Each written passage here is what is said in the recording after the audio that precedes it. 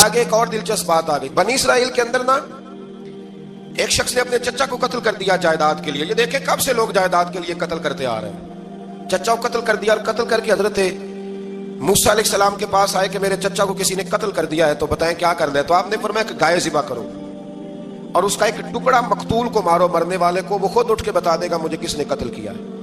اب ارادہ نہیں تھا گائے ذبح کرنے کا تو بہانے کرنے لگے. ارادہ نہیں نہ ہوتا تو پھر کیا ہوتے ہیں, کہنے لگے گائے کس طرح کی ہو, بوڑھی ہو کہ بچی ہو, رنگ کیسا ہو, جوان ہو کہ چھوٹی ہو, حال میں ایک دفعہ چلنا سیکھ گئی ہو یا ابھی نہ سیکھی ہو. تو بتاتے گئے تو رب بھی شرطیں بیان کرتا گیا. گہرے زرد رنگ کی ہو, حال کے اندر اسے نہ چلایا گیا ہو, پانی نہ نکالا گیا ہو, نہ بچی ہو نہ جوان ہو, اس کے درمیان ہو. یہ ساری شرطیں کہاں پائی جاتی تھی؟ حضرت موسیٰ علیہ السلام کی قوم کا ایک شخص تھا جو اللہ کا ولی تھا. وہ جب انتقال کرنے لگا نا, اللہ اکبر, دیکھو رب ولیوں کی اولادوں پر بھی کتنا فضل فرماتا ہے. وہ جب انتقال کرنے لگا تو ایک اس کے پاس چھوٹی سی بچیا تھی, گائے کی بچی, اس نے جنگل میں چھوڑ دی. کہنے لگا یا اللہ میں تیرے نام پہ چھوڑتا ہوں, میرا بچہ جوان ہو جائے تو اسے دے دینا, اور تو سرمایہ ہی کوئی نہیں. بچہ بڑا ہوا تو بچہ بھی بڑا نیک تھا, اپنی ماں کا بڑا فرما بردار تھا. اس کی ماں نے کہا بیٹا تیرے باپ نے ایک گائے چھوڑی تھی. تو بچہ جنگل میں گیا اور جا کے کہنے لگا اے اللہ میری گائے مجھ سے ملا دے. تو رب کریم نے وہ گائے واپس کر دی. وہ گائے گھر لے آیا. اب وہ کہنے لگا اماں بیچ دوں. تو اماں کہنے لگی بیٹا میرے پوچھے بغیر نہ بیچنا.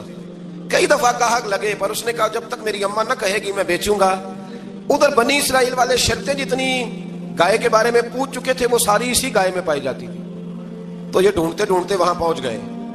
تو کہنے لگے گائے چاہیے. تو اس نے کہا بھی تمہاری مرضی سے نہیں, قیمت میری مرضی کی.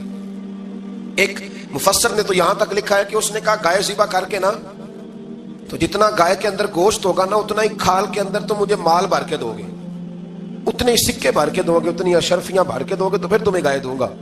تو پھر یہ گائے انہیں ملی اور یہ گائے لے کر کے آئے.